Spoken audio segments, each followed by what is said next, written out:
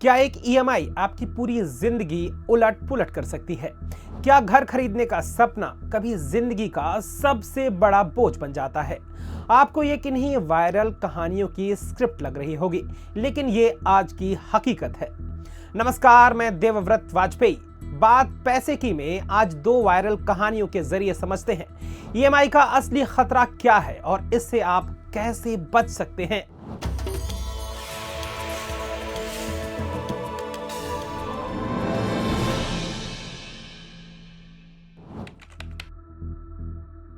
Instagram पर एक video viral हुआ जहां एक आईटी इंजीनियर जो पहले 1 से 1.5 करोड़ रुपए के फ्लैट में रहता था, उसने बेहतर नौकरी की उम्मीद में जॉब छोड़ दी। नई नौकरी नहीं मिली, लेकिन ईएमआई हर महीने खड़ी थी।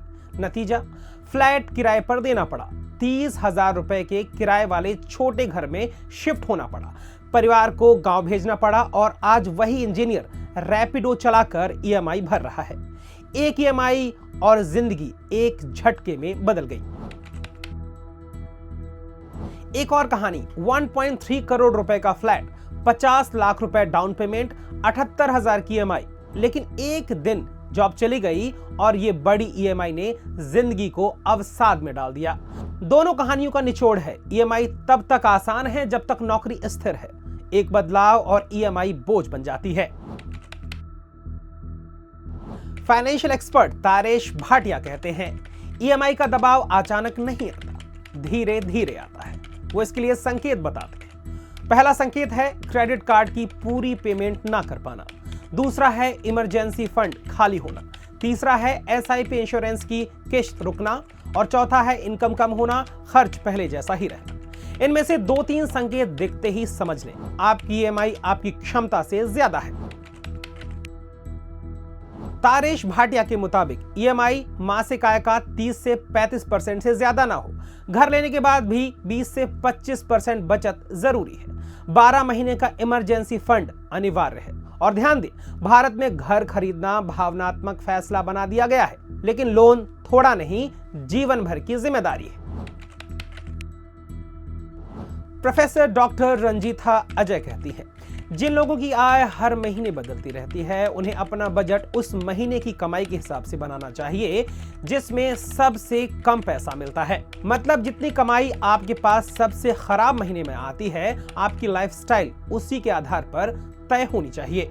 खर्च को 2 हिस्सों में बांटें। पहला है जरूरी खर्च जैसे किराया, बिजली, राशन। दूसरा है गैर जरूरी खर्च जैसे बाहर खाना, घूमना, खरीदारी करना।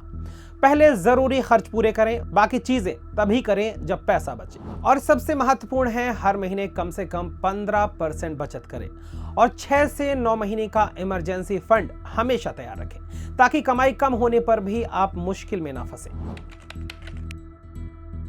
स्टॉक ब्रोकर अजय लखोटिया कहते हैं, नौकरी अनिश्चित हो तो पैसा 2 भागों में रखें। पहला है लिक्विड, जिसमें शामिल है liquid fund, short term debt fund और स्वीप इन एफडी। दूसरा है लॉन्ग टर्म, जिसमें शामिल है flexi cap, balanced advantage fund और गोल्ड ईटीएफ। इनकम ज्यादा आती है तो पहले इमरजेंसी फंड बढ़ाएं, फिर कर्ज चुकाएं और फिर निवेश करें।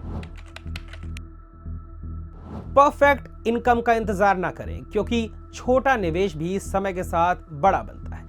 फाइनेंशियल सुरक्षा 3 चीजों पर टिकती है। पहला है लिक्विडिटी, दूसरा है सेफ्टी और तीसरा है ग्रोथ। इनका बैलेंस आपको हर संकट से बचाता है। नोएडा और बेंगलुरु की कहानियां चेतावनी देती हैं। घर खरीदना भावनात्मक नहीं, वित्तीय फैसला होना चाहिए।